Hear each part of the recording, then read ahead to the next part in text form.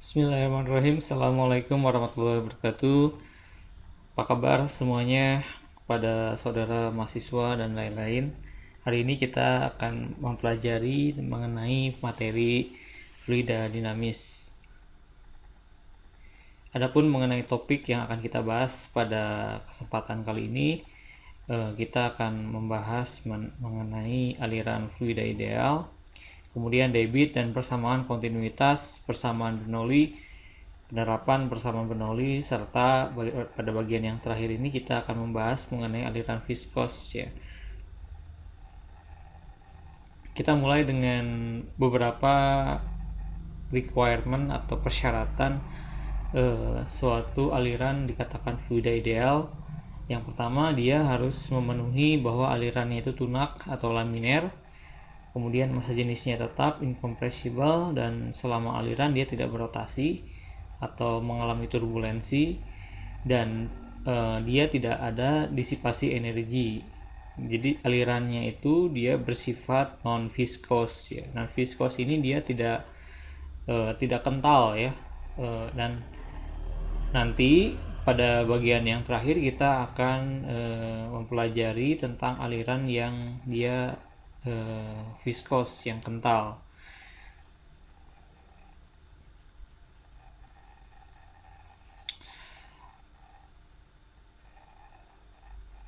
Nah, berbicara mengenai aliran laminer dan turbulen, maka kita perlu melihat seperti apa aliran laminer itu. Kalau kita perhatikan dari gambar ini, bahwa aliran laminer itu adalah aliran fluida yang dia mengalir di sekitar fluidanya itu dia dengan secara garis teratur ya, tanpa adanya garis yang terputus. Nah, di sini kita lihat bahwa alirannya itu dia ini bendanya ya, ini benda kalau dilihat dari samping, dan garis-garis ini adalah garis-garis dari aliran fluidanya. Nah, kalau kita perhatikan dari garis-garisnya ini dia tidak ada yang terputus ya, tidak ada yang garis-garis yang terputus. Semua aliran fluidanya itu dia mengalir di sekitar bendanya secara teratur ya, seperti itu. Nah, kemudian ini adalah contoh yang lain dari aliran laminer. Dari aliran laminer, kemudian mengenai turbulen ini contohnya seperti ini ya. Jadi aliran ini sebuah cairan yang dia bergerak secara turbulen ya, secara turbulen. Di sini kita lihat terjadi suatu rotasinya gitu ya. Nah, kemudian contoh lain adalah ini di sini pada asap rokok ya, pada asap rokok. Di sini alirannya itu dia turbulen ya, turbulen dari bagian sini ke atas ya. Dari awal ke bagian tengah ini dia laminer, kemudian lama kelamaan dia mengalami turbulensi. Nah, ini adalah contoh dari bentuk aliran laminer dan aliran turbulen. Nah, besaran fisis yang terkait dengan aliran fluida ini itu akan dihitung, akan dilihat itu berdasarkan nilai debitnya. Debitnya ini adalah menunjukkan seberapa banyak aliran fluida itu dia dapat mengalir gitu ya. Nah, dan nanti kita akan melihat persamaan kontinuitas. Persamaan kontinuitas ini adalah persamaan yang menyatakan debit debit fluida yang masuk sama dengan debit fluida yang keluar ya. Jadi ini terkait juga dengan debit ya, persamaan kontinuitas ini. Oke, kita lihat. Nah, kita berbicara mengenai debit. Debit itu menyatakan banyaknya volume fluida yang mengalir tiap satuan waktu.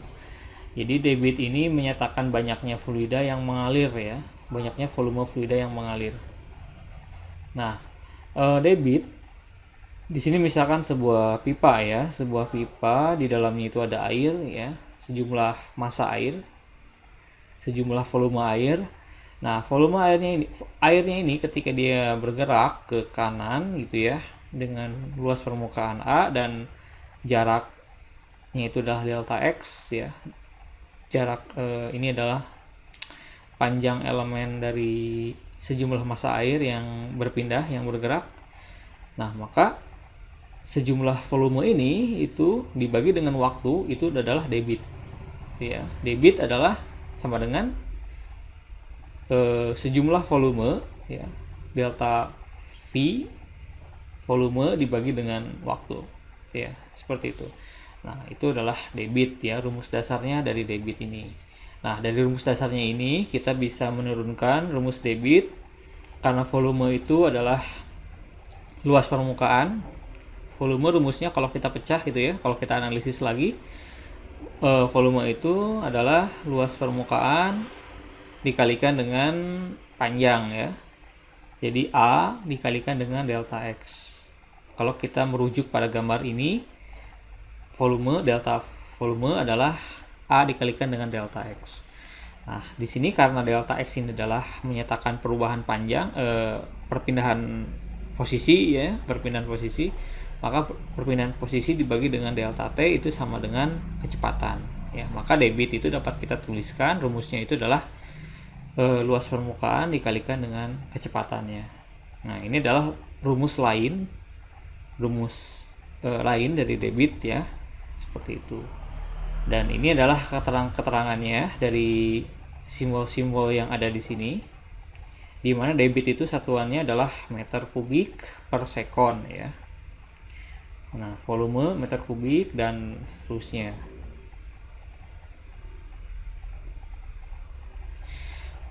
Kemudian kita berlanjut ke persamaan kontinuitas. Persamaan kontinuitas ini menyatakan bahwa debit air yang masuk itu sama dengan debit air yang keluar, dan persamaan kontinuitas ini berlaku jika massa jenis fluida itu tidak berubah, ya. Massa jenis fluida selama dia mengalir dia tidak berubah gitu ya, artinya dia incompressible atau tidak mampat. Nah, jumlah fluida yang masuk sama dengan jumlah fluida yang keluar, ya, dengan syarat massa jenisnya tidak berubah. Nah, kita perhatikan di sini ini adalah sebuah pipa, ya, sebuah pipa. Salah satu ujung bagian kirinya itu dia lebar gitu kan, luas permukaannya sangat besar, sedangkan pipa yang di sebelah kanan ujungnya itu dia kecil, ya, luas permukaannya. Nah, ketika si pipa ini kita isi dengan fluida, kemudian kita alirkan air gitu ya, alirkan fluida, maka di sini ada sejumlah volume, ya, fluida. Kita ambil bagian sampelnya, bagian yang sebelah kiri, kemudian kita analisis sampel yang ada sebelah kanan, ya, sampel fluidanya. Nah, ketika dia mengalir, bergerak gitu ya, nah maka si bagian fluida yang ada sebelah kiri ini akan bergerak dengan kecepatan V1, dan bagian fluida yang berada di sebelah kanan itu katakanlah kita tuliskanlah dia bergerak dengan kecepatan V2. Nah, berdasarkan prinsip dari kontinuitas bahwa sejumlah fluida yang masuk akan sama dengan sejumlah fluida yang keluar, maka kita dapat menuliskan bahwa Q1 sama dengan Q2, ya. Jumlah yang masuk sama dengan jumlah yang keluar, ya. Seperti itu prinsipnya. Nah, sehingga dari sini Q1 sama dengan Q2 kita urai, ya, dari rumus Q itu dari rumus yang sebelumnya bahwa Q itu sama dengan A1 A dikali dengan V, ya. Maka di sini jadi A1 kali V1 sama dengan A2 kali V2. Ya, ini dari rumus ini, dari penurunan rumus ini, ya. Nah, sehingga ini kita bisa memperoleh suatu hubungan, ya, suatu perbandingan antara luas permukaan dengan kecepatan. Nah, di sini kita dapat melihat bahwa luas permukaan itu memiliki hubungan, ya, sebanding terbalik dengan kecepatan, ya, seperti itu. Nah, ini adalah persamaan kontinuitas atau prinsip kontinuitas. Ya, jadi prinsip kontinuitas ini berasal dari persamaan fluida, ya, persamaan debit pada fluida, di mana debit air yang masuk sama dengan debit air yang keluar. Ya, oke, seperti itu. Nah, kemudian kita beralih ke persamaan Bernoulli ya. Persamaan Bernoulli ini merupakan salah satu konsekuensi dari aliran fluida yang ideal ya. Tadi kita sudah di awal sudah dibahas bahwa aliran fluida yang ideal itu dia tidak viskos ya, artinya fluidanya itu dia tidak kental ya, sifatnya itu tidak kental. Jadi contohnya itu adalah air ya, air yang paling ini ya, air, kemudian udara ya, itu adalah dua fluida yang diketahui secara umum itu dia dianggap tidak kental ya, terutama udara itu dia dianggap tidak kental. Oke, kita lihat persamaan Bernoulli. Jadi persamaan Bernoulli ini diturunkan dari teorema usaha energi ya. Jadi karena aliran yang non viskos ini dia tidak ada disipasi energi ya, karena dia tidak kental, jadi tidak ada energi yang hilang selama aliran dianggapnya gitu ya. Maka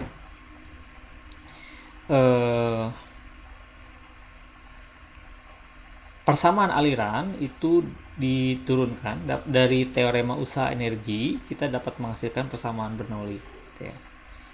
Oke, kita lihat persamaan Bernoulli itu dia diturunkan dari teorema usaha energi. Nah, oke, ilustrasinya seperti ini ya, persamaan Bernoulli itu. Misalkan kita punya dua pipa yang di sebelah kiri ini dia lebar gitu ya, sangat luas permukaannya, sedangkan pipa yang di sebelah kanan ini dia dia sempit gitu ya, dia sempit. Oke, itu yang pertama. Yang kedua pipa ini dia berada di ketinggian yang berbeda ya, ketinggiannya berbeda. Nah, oke, ini ketinggiannya itu dihitung dari tanah ke ini ya, dari ke pusat ke tengah-tengahnya dari pipa ya, dari tanah ke tengah-tengah pipa. Ini adalah H1, ketinggian dari pipa 1.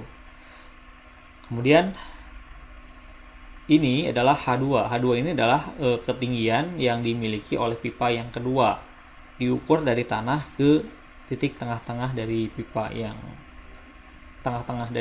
kanan ya. Oke, seperti itu. Nah, kemudian di sini di ujung kiri, di pipa kiri ya, di sini ada P1 ya. Di sini ada tekanan gitu ya. Ada tekanan. Di sini juga ada tekanan. Ya. Nah, di sini ada air yang mengalir gitu ya. Karena ada tekanan ya. Di sini di P1 ini, P2, maka di sini air akan mengalir gitu ya. Air mengalir gitu kan, seperti itu. Nah, mengalirnya itu bisa ini ya, bisa dia bergerak ke kanan, ini naik ke atas, atau bisa juga dia sebaliknya gitu ya. Nah, ini contohnya saya ambil, dia bergerak ke atas, ini ke kanan, ini bergeraknya dia mengalirnya ke kanan gitu ya, seperti itu. Ini sebagai contoh kasus ya, sebagai contoh kasusnya. Nah, di sini ada perbedaan ketinggian ya, jadi di sini ada tekanan, ada kecepatan aliran, kemudian di sini ada ketinggian.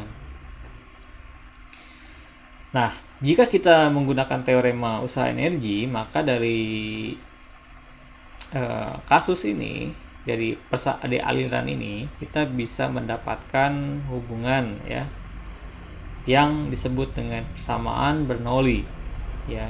Jadi kita hitung energi potensialnya, kemudian energi kinetiknya, kita gunakan hukum kekekalan energi, maka kita akan memperoleh suatu persamaan Bernoulli, yaitu seperti ini ya. Nah, di sini kalau kita perhatikan, ini rumusnya mirip seperti rumus energi potensial dan energi kinetik ya. Di sini ada P1 ya, ini untuk sistem yang di sebelah kiri, P1 tambah rho GH1 ya, rho GH1, H1 itu yang tadi ya, ketinggian dari ditambah dengan rho V1 kuadrat ya, ini rho V1 kuadrat. Nah, ini kalau kita perhatikan rumus ini sama mirip dengan rumus energi potensial dan energi kinetik ya, tapi di sini sistemnya fluida ya, karena kita menggunakan rho, massa jenis, seperti itu. Nah, jadi kita lihat di sini ini mirip seperti rumus energi mekanik ya, seperti itu.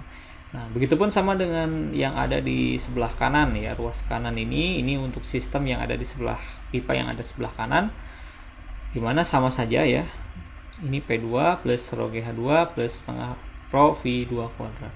Nah, ini adalah persamaan Bernoulli dan berlakunya itu pada fluida yang tidak kental ya, contohnya udara dan air, apalagi udara ya, seperti itu. Selain dia tidak viskos, dia juga harus laminer ya, persyaratannya itu. Nah, kemudian dari ini, maka karena dia nilainya sama, sistem 1 dengan sistem 2 itu sama ya, maka kita anggap bahwa ini nilainya konstan ya, nilainya tetap atau kekal gitu ya, kalau kita melihat konsep energi mekanik gitu ya, seperti itu. Nah, ini berlaku pada sistem yang tidak kental atau tidak viskos. Nah, nanti kita juga akan membahas bagaimana kalau misalkan dia alirannya itu dia viskos ya, artinya dia kental ya fluidanya itu. Sekarang kita lihat contoh nomor 1. Suatu keran air mengeluarkan air dengan debit 1 meter kubik per menit. Jika air tersebut diisikan ke dalam sebuah tangki dengan volume 5.000 liter, berapa lama tangki tersebut terisi penuh? Ya, dari contoh kasus ini kita bisa melihat bahwa ini merupakan persoalan dalam menghitung debit air. Nah, langkah pertama yang harus kita kerjakan di sini adalah kita tuliskan terlebih dahulu apa saja informasi yang diberikan di soal. Nah, di sini diketahui debit airnya nilainya 1 meter kubik per menit. Nah, di sini kita perlu melakukan konversi, kita rubah, karena ini satuannya menit, kita rubah ke dalam detik, maka ini 1 ini dibagi dengan 60 ya. Maka hasilnya adalah 0,017. Kemudian kita tuliskan juga di sini diketahui volumenya. Volumenya 5.000 liter. Berarti di sini V sama dengan 5.000 liter. Kita rubah ke dalam satuan meter kubik ya, sehingga nilainya menjadi 5 meter pangkat 3. Selanjutnya barulah setelah itu kita masukkan ke rumus ini, debit air Q sama dengan V dibagi dengan T. Nah, lalu kita masukkan angkanya, di mana Q ini adalah debit air yang masuk ke dalam tangki. Ini debit air yang masuk ke dalam tangki, sedangkan kapasitas tangkinya itu sendiri itu nilainya adalah 5 meter kubik. Nah, sehingga kita masukkan Q-nya itu adalah 0,017 dan V-nya itu adalah 5 meter kubik. Nah, sehingga dari di sini kita tinggal hitung, maka nilai T-nya itu diketahui nilainya adalah 30 sekon. Nah, ini 30 sekon ini adalah waktu yang dibutuhkan oleh air untuk mengisi tangki itu ya, untuk mengisi tangki itu sebesar dengan volume 5.000 liter. Jadi supaya tangki itu terisi penuh, maka dibutuhkan waktu 30 detik ya, dengan debit air 1 meter kubik per menit.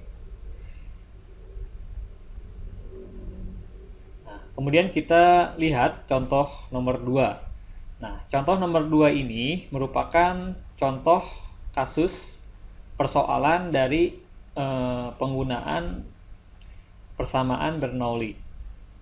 Di sini sebuah pipa dengan luas penampang 10 cm persegi disambungkan ke pipa lainnya yang memiliki luas penampang 50 cm persegi. Berarti di sini ada pipa yang kecil. Pipa yang kecil ini kita hubungkan ke pipa yang besar ya. Berarti pipa yang besar ini adalah A1 ya. Ini A1-nya 50 dan A2-nya 10. Kelajuan air dalam pipa kecil 6 meter per sekon. Berarti di sini ada air yang mengalir ya. Ada air yang mengalir. Kecepatannya adalah 6 meter per sekon. Sedangkan tekanan pipa kecil adalah 200 kilopascal. Ya, berarti di sini tekanannya, tekanan ujung dari pipa yang kecil ini nilainya 200 kilopascal. Jika perbedaan tinggi kedua ujung pipa, jadi di sini ada perbedaan ketinggian ya. Tengah-tengah dari ujung pipa yang kecil ini perbedaan tingginya itu dibandingkan dengan titik tengah dari pipa yang besar ini, dia nilai perbedaan ketinggiannya itu adalah 3 meter ya. Berarti ini panjangnya 3 meter. Maka tekanan pada pipa besar adalah berapa? Nah, pertanyaannya itu adalah tekanan di sini berapa nilainya? Seperti itu. Nah, di sini berarti di sini ada aliran air ya yang mengalir dari bawah ke atas ya. Ini tekanannya 200 kilopascal ya. Yang ditanyakannya ini berapa tekanan di P1 ya, di pipa yang besar ini. Nah, langkah pertama ya, di sini ada informasi yang belum kita ketahui, yaitu adalah V1 ya. V2-nya sudah kita ketahui nilainya 6. Nah, maka cara mencarinya adalah kita bisa menggunakan persamaan kontinuitas ya. Jadi kita gunakan terlebih dahulu persamaan kontinuitas untuk menemukan nilai V1. Jadi informasi ininya harus lengkap dulu ya. Nah, kalau misalkan ada yang tidak diketahui, berarti harus kita cari terlebih dahulu ya. Nah, di sini yang tidak diketahui itu adalah V1-nya. Nah, V1-nya bisa kita cari dengan menggunakan persamaan kontinuitas. Nah, kita gunakan persamaan kontinuitas bahwa persamaan kontinuitas ini mengatakan bahwa jumlah debit air yang masuk sama dengan jumlah debit air yang keluar ya. Artinya Q1 sama dengan Q2. Nah, maka dari rumus debit itu kita bisa mengetahui bahwa A1 kali V1 sama dengan A2 kali V2. Nah, dari hubungan ini kita bisa menemukan V1-nya. Maka V1-nya setelah kita masukkan nilainya di sini, maka V1-nya nilainya adalah 1,2 meter per sekon. Ya. Jadi nilai A1-nya kita masukkan, A2-nya kita masukkan, setelah itu V2-nya kita masukkan, nilainya 6, A2-nya 10, A1-nya 50 ya.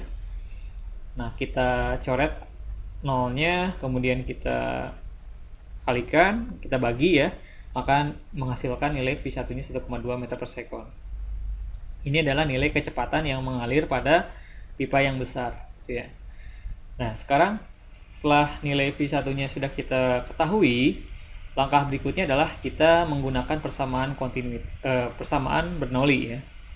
Dari persamaan kontinuitas, selanjutnya kita menggunakan persamaan Bernoulli. Nah, kita tuliskan persamaan Bernoulli seperti ini. P1 plus rho GH1 ya, plus setengah rho V1 kuadrat. Jadi ini nilainya sama dengan P2 plus rho GH2 ya, plus setengah rho V2 kuadrat ya. Nah, di sini karena kita ingin mencari nilai P1, maka P1-nya ini kita tinggalkan ya. Jadi kita pisahkan dia dengan yang lainnya. Jadi yang lainnya ini itu pindah ruaskan ke kanan ya, dipindah ruaskan ke kanan. Jadi seperti ini. Ya. Ini H2-nya, ini rho GH-nya karena sama nilai jadi dikeluarkan ya. Ini rho GH. Ya, jadi dikeluarkan, ini juga sama dikeluarkan karena sama ya, supaya menghemat tempat. Nah, kemudian setelah itu kita masukkan angkanya. V1 nilainya 1,2 ya. Nanti kita kuadratkan, kemudian V2 itu nilainya 6, kita kuadratkan juga. Dan untuk rho-nya itu kita menggunakan nilainya 1000 ya, karena air ya. Di sini contohnya yang mengalir itu adalah air, maka rho-nya kita gunakan nilai 1000. Kemudian gravitasi nilainya kita gunakan 10 ya. untuk memudahkan perhitungan. Nah, di sini H2 dikurangi dengan H1. H2 itu adalah jarak dari sini ke tanah ya. H2 itu dari sini, dari ujung di tengah-tengahnya ke tanah. Sedangkan H1 adalah dari tengah-tengahnya ini, pipa besar, ke tanah. Nah, ini kalau dikurangi selisihnya, itu akan nilainya itu akan sama dengan selisih dari ketinggian ini ya, selisih dari ketinggian ini. Nah, tinggal kita masukkan nilai H2 min H1 itu adalah tadi nilainya 3 ya, tadi itu nilainya 3. Ya, kalau tidak salah 3 ya tadi.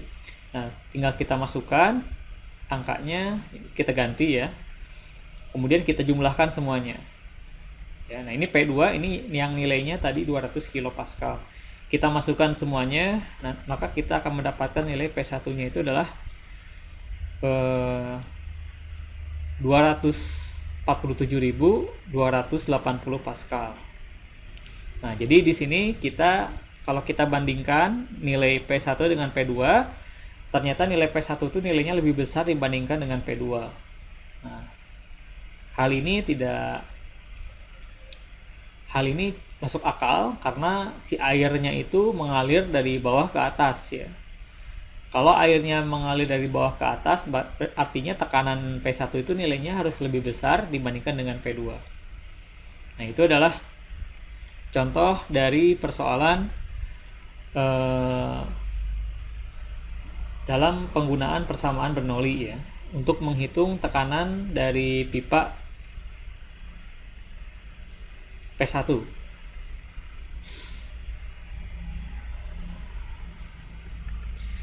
Nah, sekarang kita lihat beberapa contoh aplikasi dari persamaan Bernoulli.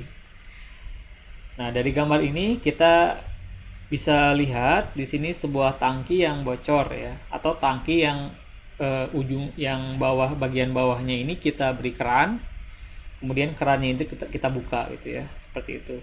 Nah, maka pada keran ini akan memancar air yang berasal dari tangki ini. Ya. Nah, kecepatan air atau kecepatan fluida yang mengalir pada tangki ini itu adalah nilainya V2 ya, misalkan V2. Nah, nilai V2 ini itu dipengaruhi oleh ketinggian dari lubang ke permukaan ya. Ini sangat berhubungan sekali dengan konsep fluida statis ya. Jadi semakin besar nilai kedalamannya, maka tekanan yang dihasilkannya makin besar gitu ya. Nah, tekanan yang makin besar itu akan membuat si pancaran airnya itu akan bergerak lebih kencang ya, seperti itu. Nah, dengan menggunakan persamaan Bernoulli, kita bisa menghitung berapa nilai kecepatan air yang terpancarnya pada tangki yang bocor ini. Yaitu kecepatan yang memancar itu nilainya dapat kita hitung dengan menggunakan rumus ini. Itu V2 sama dengan akar 2 kali G kali delta H. Ya. Ini delta H-nya adalah kedalamannya. Nah, ini namanya adalah asas Torricelli ya. Nah, selain kita bisa mengetahui nilai kecepatan air yang memancar, kita juga bisa mengetahui jarak maksimal yang dicapai oleh air yang terpancar ini. Nah, ini dengan menggabungkan konsep gerak parabola ya, maka kita bisa menghitung jarak jangkauan maksimal dari pancaran air ini, yaitu dapat kita hitung dengan menggunakan rumus ini ya. Yaitu X sama dengan 2 kali akar H2 dikalikan dengan delta H. Jadi H2 dikalikan dengan delta H. Itu adalah rumus untuk menghitung jarak pancar maksimum ya. Jarak maksimum yang dipancarkan oleh fluida. Oke, seperti itu. Kemudian aplikasi lain dari persamaan Bernoulli ini adalah gaya angkat pada pesawat terbang. Nah, ini adalah aplikasi yang paling terkenal ya, yang paling dikenal. Jadi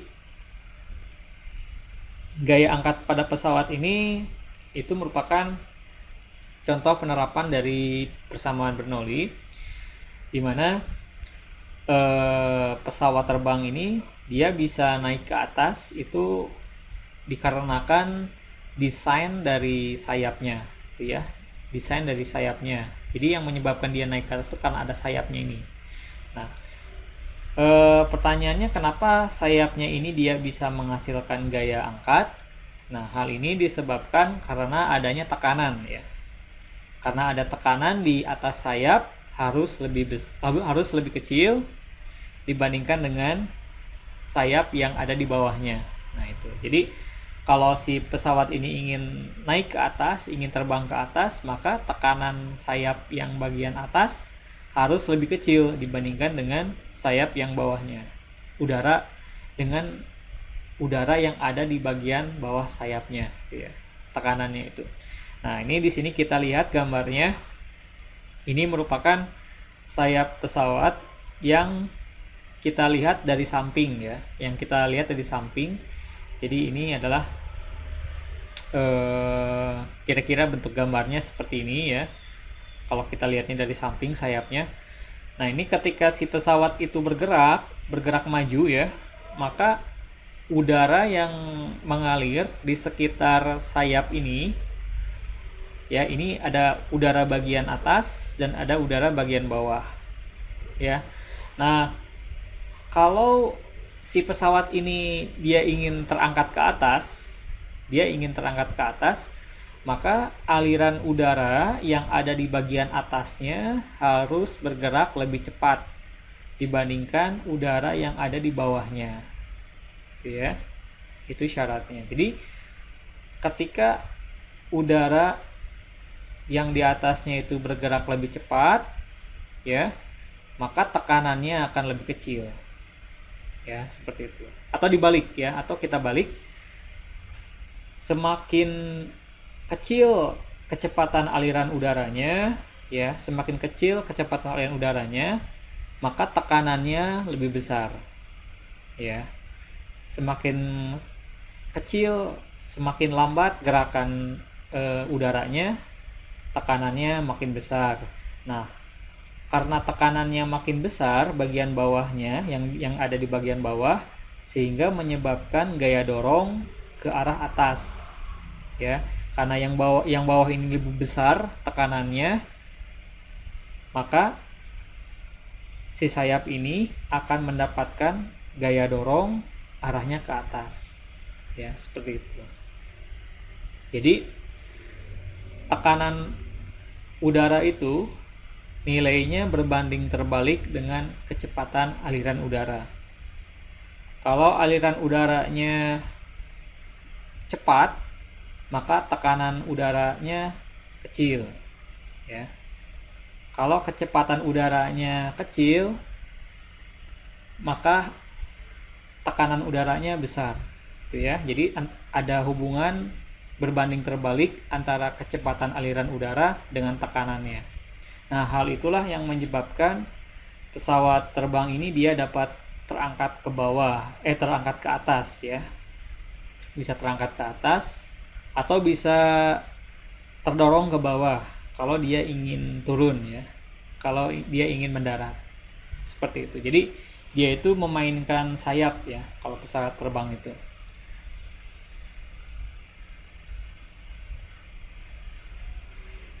Kemudian contoh lain dari penerapan persamaan Bernoulli ini adalah terdapat pada parfum spray ya, atau pada obat nyamuk ya, pada semprotan nyamuk. Itu juga sama juga ya, merupakan penerapan dari persamaan Bernoulli.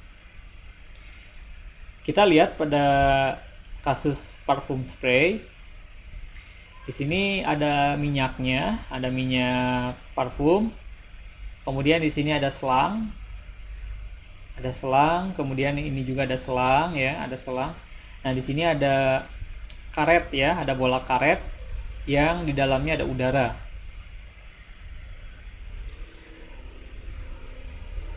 Nah, prinsip kerja dari parfum spray ini adalah ketika kita menekan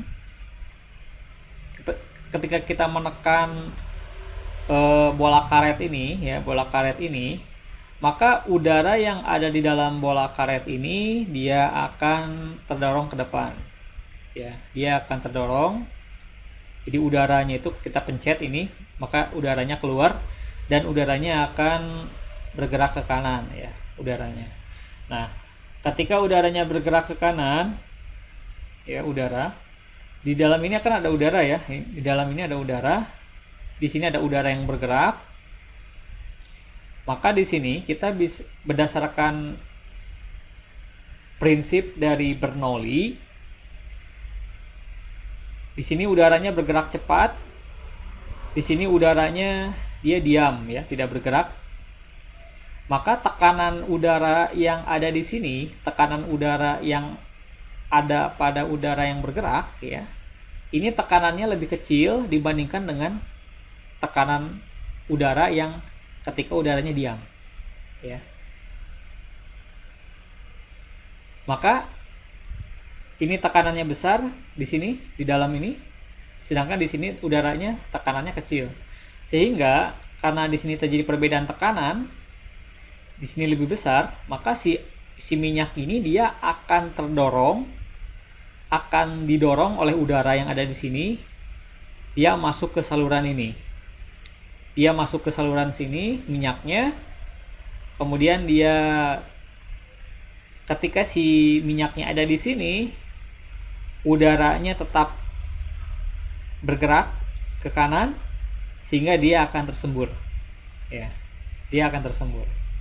Seperti itu ya. Jadi ketika kita pencet karet ini, udaranya keluar, bergerak. Udara di sini bergerak cepat ya, sedangkan udara di sini dia diam. Maka di sini terjadi perbedaan tekanan. Tekanan di sini lebih besar, maka si minyak ini akan terdorong naik ke atas ya, terdorong naik ke atas. Udaranya tetap maju ke depan sehingga dia akan tersembur. Nah, seperti itu ya. Jadi seperti itulah cara kerja dari parfum spray ya. Jadi kecepatan bawah lebih kecil dibandingkan kecepatan atas ya di sini. Kecepatan udara yang ada di bawah lebih kecil dibandingkan dengan kecepatan udara yang ada di atas. Sehingga menyebabkan perbedaan tekanan. Tekanan di bawah lebih besar dibandingkan dengan tekanan yang di atas. Sehingga terjadi dorongan terhadap minyak dan minyak ini akan tersembur ke kanan. Seperti itu. Nah, itu adalah aplikasinya ya. Salah satu dari aplikasi persamaan Bernoulli.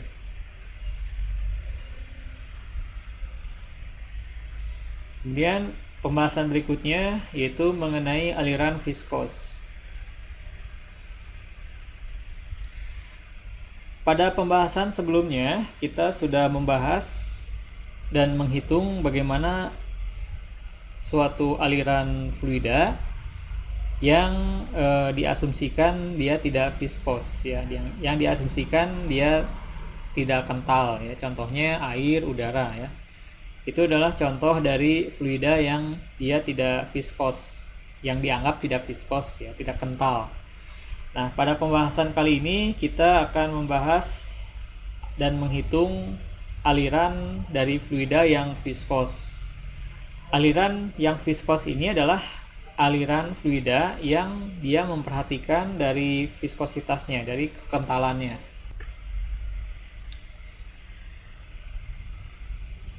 Nah, viskositas itu adalah besaran yang mengukur tingkat kekentalan dari suatu fluida. Nah, sifat viskositas ini dia menimbulkan adanya gaya gesek. Dia menimbulkan adanya gaya gesek pada aliran fluida. Nah, sehingga karena di dalamnya terdapat gaya gesek, sehingga aliran pada fluida tersebut akan mengalami disipasi, ya, akan mengalami disipasi. Nah, sehingga karena di dalam aliran fluida tersebut terdapat disipasi, maka persamaan Bernoulli menjadi tidak relevan di sini. Jadi persamaan Bernoulli menjadi kurang akurat, ya, menjadi kurang akurat.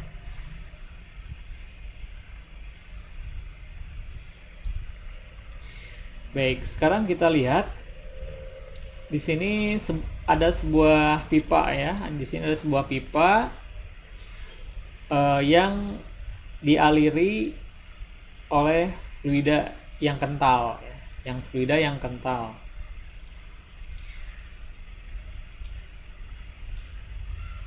Nah, menurut persamaan Bernoulli, seharusnya nilai P1-nya ini nilainya sama dengan P2, ya, harusnya. Kalau si fluida ini dia bergerak dengan kecepatan yang tetap, ya. Kecepatannya tetap, kecepatannya sama, ya, artinya. Kemudian ketinggiannya juga sama, ya. Ketinggian di kedua ujung pipa ini sama.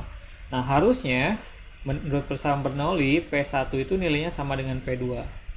Nah, namun kenyataannya nilai P1 itu tidak sama dengan P2, ya, karena adanya gaya gesek, ada gaya hambat yang menghambat aliran fluida, ya. Dan nilai dari gaya gesek yang menghambat pada fluida ini itu dipengaruhi oleh viskositas, ya. Dia dipengaruhi oleh viskositas. Nah, sehingga agar terus mengalir, ya, jadi supaya si fluida ini dia bisa terus mengalir, maka di kedua ujung dari pipa ini itu harus diberikan beda tekanan, ya.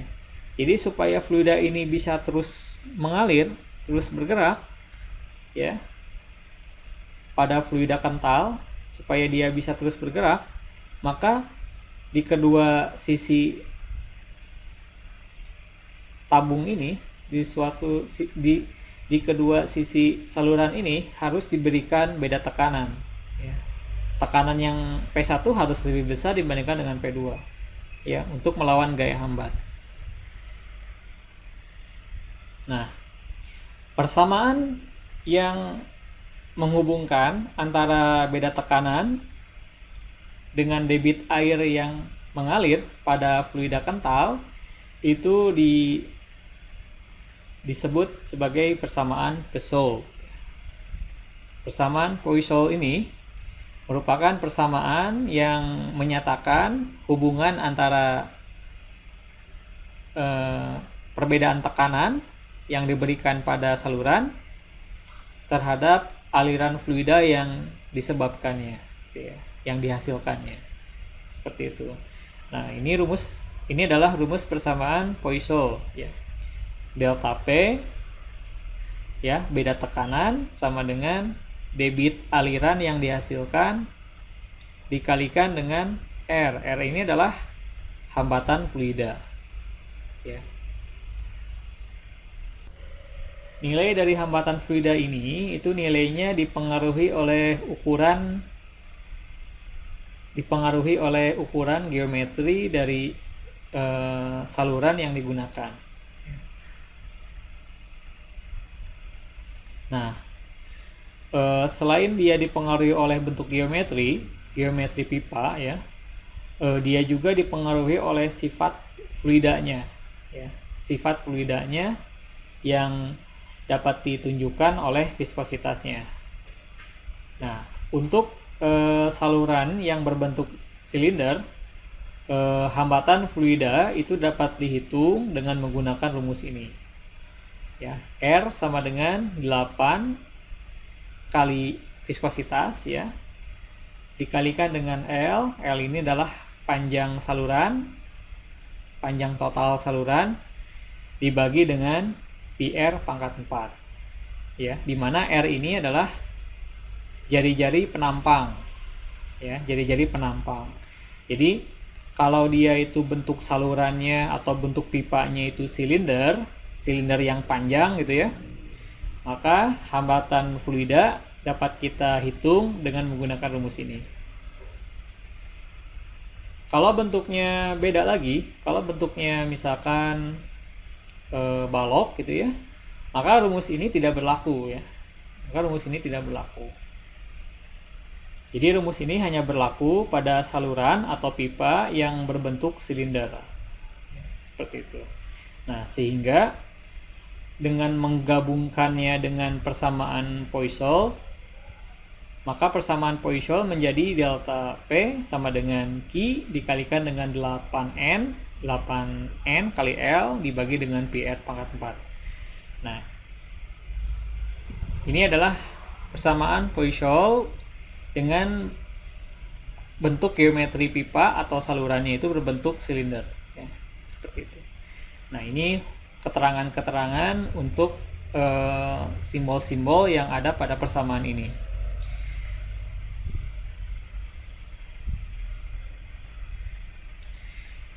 Dan ini adalah tabel daftar nilai-nilai viskositas untuk berbagai macam zat.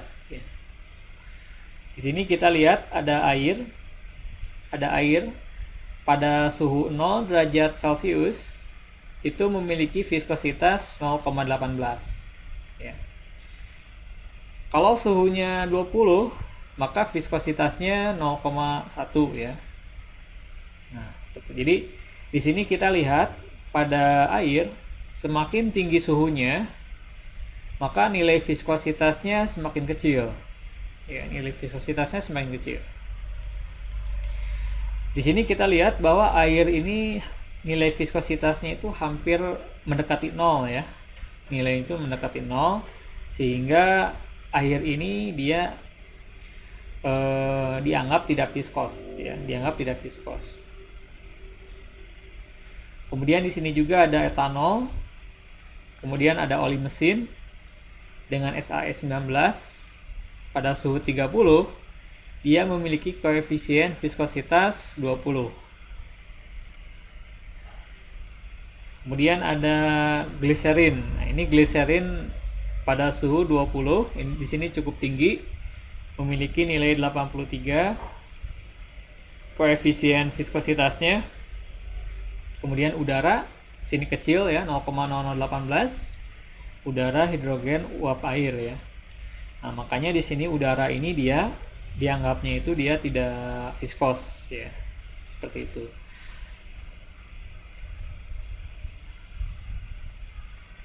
Baik. Sekarang kita lihat contoh kasus persoalan mengenai viskositas ini. Yaitu pada contoh 3, oli mesin dengan SAS19 mengalir melalui pipa kecil lurus dengan diameter penampang 1,8 mm. Panjang pipa adalah 5,5 cm. Berapakah beda tekanan yang harus diberikan agar oli dapat mengalir dengan debit 5,6 ml per menit? Nah, di sini kita akan menghitung berapa tekanan yang harus kita berikan pada sebuah pipa kecil agar dia bisa mengalirkan oli SAS19 dengan debit 5,6 ml per menit. Oke, sekarang langkah pertama yang harus kita kerjakan adalah kita tuliskan terlebih dahulu apa saja yang diketahui, apa saja yang diberikan pada soal tersebut. Nah, di sini kita bisa tuliskan diketahui olinya itu adalah SAS19 berdasarkan tabel. Nilai koefisien viskositasnya adalah 20 ya, 20 kg per meter sekon. Kemudian diameter salurannya itu dia memiliki nilai 1,8 mm. Nah, berarti jari-jarinya tinggal kita bagi 2 ya, jari-jarinya itu Jadi jari-jarinya itu adalah 0,9 mm ya. Milimeter. Nah, di sini jangan lupa satuannya dirubah ke meter ya. Kemudian panjang pipanya, panjang salurannya itu adalah 5,5 cm ya. Ini sangat pendek ya, 5,5 cm.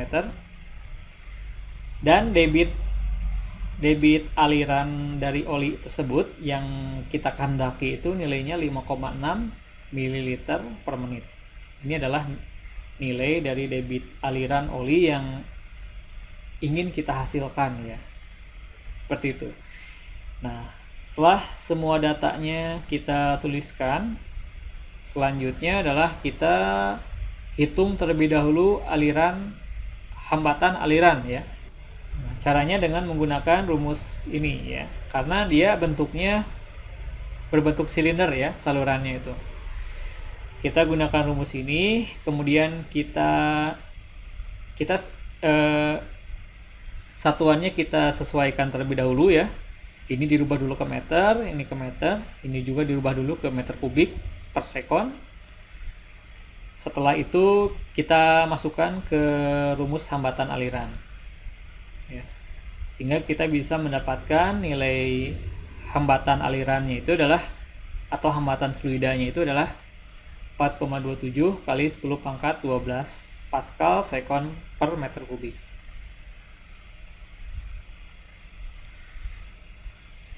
Kemudian setelah itu kita hitung beda tekanannya dengan menggunakan persamaan Poiseuille ya. Yaitu beda tekanan sama dengan debit dikalikan dengan hambatan. Nah, hambatannya itu sudah kita ketahui dari contoh, dari perhitungan sebelumnya, yaitu 4,27 kali 10 pangkat 12. Kita masukkan ke sini. Kemudian Q-nya adalah debitnya, yaitu 5,6 ya. Kita rubah ke satuan internasional dulu ya. Kemudian kita masukkan, maka kita akan mendapatkan nilai beda tekanannya itu adalah kurang lebih 4 kali 10 pangkat 5 Pascal. Ini adalah nilai tekanan ya, nilai tekanan, berarti ini tekanan absolut ya, yang harus kita berikan pada saluran supaya dia bisa mengalirkan oli dengan SAE 19 ke dalam suatu pipa ya, ke dalam suatu pipa kecil ya, saluran kecil. Nah, itu mengenai persamaan Poiseuille ya. Kalau kita perhatikan persamaan Poiseuille ini dia mirip seperti rumus hukum Ohm kalau pada listrik ya.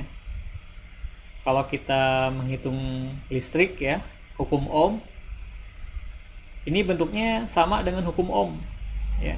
Kalau pada listrik itu tegangan sama dengan arus dikalikan dengan hambatan ya. Nah, tegangan itu analog dengan tekanan ya, dengan beda tekanan. Jadi kalau pada fluida itu tekanan, kalau pada listrik itu tegangan listrik. Kalau pada fluida ini namanya debit, kalau pada listrik namanya arus ya, seperti itu. Jadi